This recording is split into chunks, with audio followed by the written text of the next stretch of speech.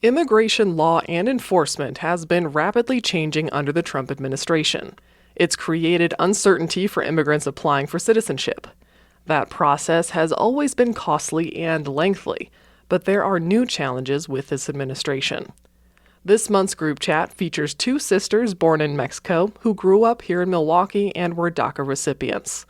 They applied for green cards after marrying U.S. citizens, and they were just approved. They talk with each other and their husbands about the experience. They requested to be anonymous out of fear of retribution. What were you most anxious about during this process? And then what were you most excited about? I was most anxious about, messing up, whatever that meant, you know.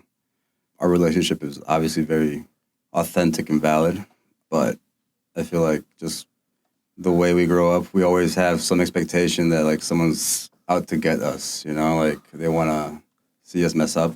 And it's with all relationships, they have, ups and downs like anybody else. And it feels like you don't have the right to have a down. Does it feel like the performance always has to be turned on? Yeah, you have to be, it's very performative, you know? You got to be very performative for sure. I feel like when I had our interview that week, we had so much going on that we didn't, it's not that we were in bad terms, but we weren't super communicative that week. We were just really busy.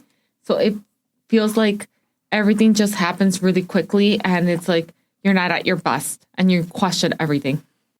What were you most anxious about? Making a mistake in the interview and your process not going through maybe because of a mistake that I made. I feel like there's nothing to talk about. I don't know if you feel that way. It's just maybe exhausting. I have nothing else To say. Yeah. Yeah. There's so much to say, but at the same time, there's nothing I can say. And I've been thinking about these things for 25 years. I just don't know what else I could possibly say. Mm-hmm. Which isn't what we're here for, but I wanted to share that. It's really hard. It's hard.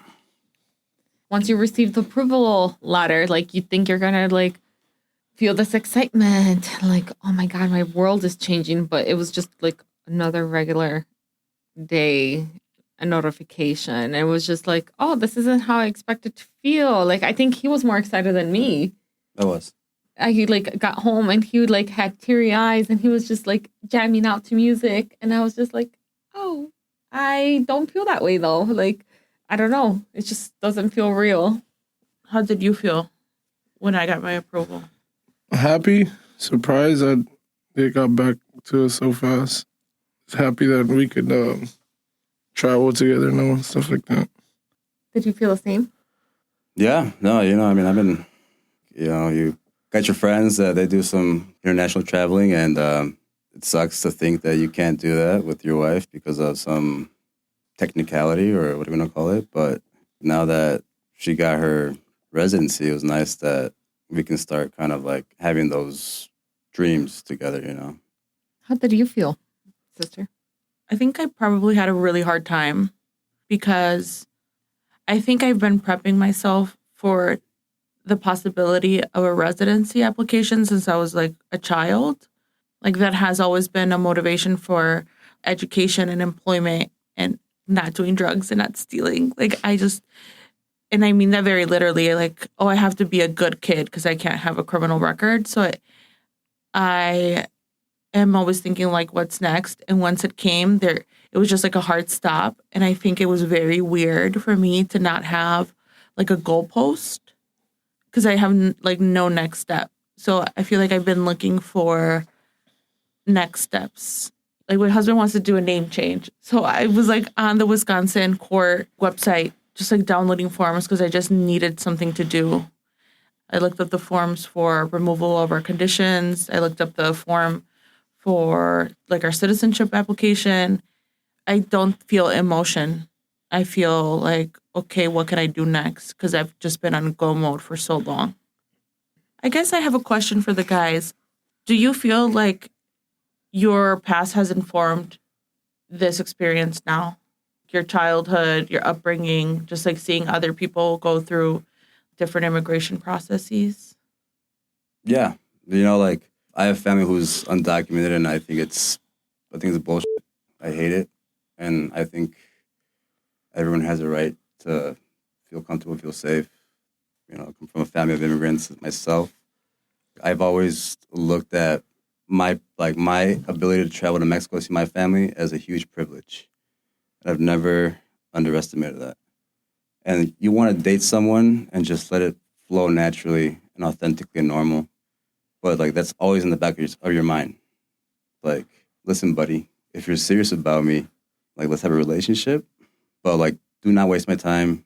And it might sound superficial to some people, but if you're gonna commit to me, let's commit and let's get married. Let's get me fixed up paper wise, and let's build our family.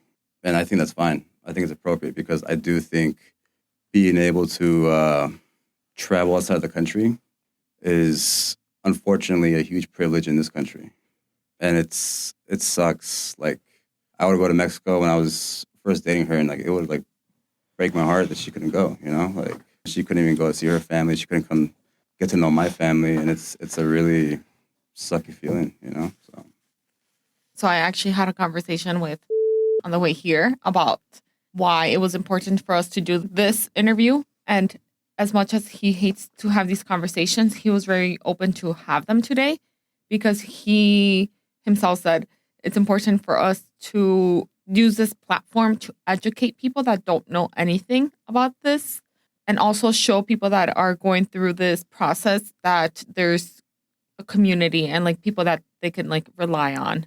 And so maybe he didn't want to have these conversations before, but today he was willing to sit here and have these conversations because he finally saw what we have always said and what we believe. We need to not let fear hold us back, and we need to help others at the end of the day. Yeah, and I think internalized shame is a reason why there isn't progress made because there's such a Taboo and cultural miseducation.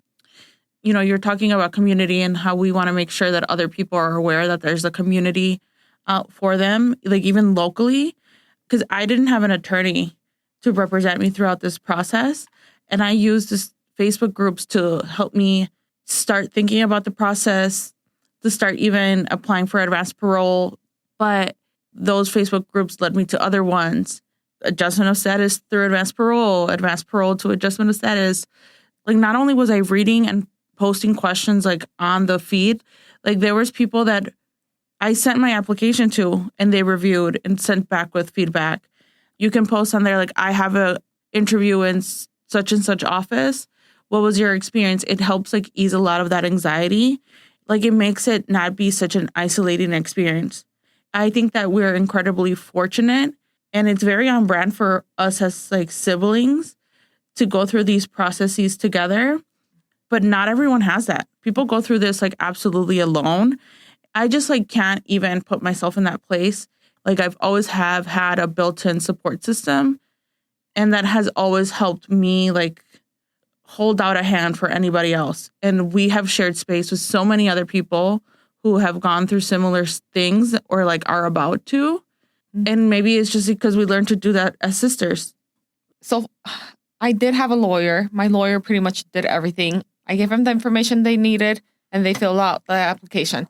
I was kind of disconnected from my application in a sense. And so when I wasn't hearing back, I felt time was ticking and nothing was moving along. I was freaking out. And every time I would reach out to you and you would be the one to tell me based on all these support groups, this is normal. This is a timeline. You were always the one to center me because I feel I was just disconnected. But that's why I hired a lawyer to kind of just take on that load because I couldn't do it emotionally. And I think that's important to talk about the privilege of having the money to do that. And we also have a huge privilege of being English speaking. These forms are in English. Oh God, yes. And they were difficult. And some of those questions were tricky. Yeah, some of those questions are difficult. Yeah. So we're English speaking. We sit at an office. I could take my lunch break and go over the forms. I'm not out on a job site. And I don't have to come home physically exhausted. we've also been educated throughout our lives of like what makes you an eligible immigrant and what makes you ineligible. So we didn't have complicated cases. So we didn't have to talk ourselves down from these moments of stress of like, I have a criminal record. What if they find that inadmissible? I think the most moment was when we realized we had our interviews. I remember both of us saying like, it's too soon. Like, I just wasn't ready.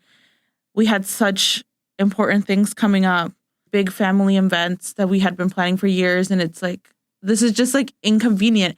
The fact that we could even for a second think this is an inconvenience shows like we really were in such a positive place. And I do recognize that. I didn't think I was going to go through this process like at the same time that you were.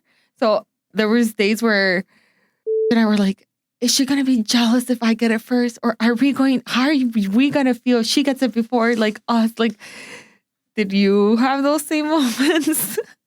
No. You're more mature than us. I don't even think that it's a maturity thing because I'm not that mature. And I think if you had gotten your residency before me and could have traveled and did travel before me, I would have been so mad. Like in a childish, I want that Barbie way, where I still would be happy for you, but I'd be so ticked off. And I would feel the same way. And it like makes me wonder how our other sister feels. Oh, yeah. Like I think about that a lot. I think that has robbed a lot of the joy from this. Mm-hmm. Where like we came here, it was like us three sisters, my mom and an aunt. And like, I think about all of us at the same time. And yes, maybe some undocumented people have other undocumented family. But I like that aunt, like she gets in my brain gets grouped in with us because we came here at the same time and she was so young, barely an adult. And when I told her and I like saw that she was teary eyed, I just like, it makes me so sad because it feels like, why me and like not you? Because I see myself in everyone else. I think this just shows like, it just really shows that we care so much about other people. And that's so hard to like be happy for ourselves. And I think it's also arbitrary. I feel like I shouldn't even be saying this. I gotta record it back. It just feels so stupid. Like none of this matters. Like the fact that I got married and now I'm somehow more worthy. Like that just feels dumb as I'm not more worthy because my husband is a citizen. No. Like, what about my friend that married another undocumented person? Like, oh, she doesn't deserve it. It just feels really dumb.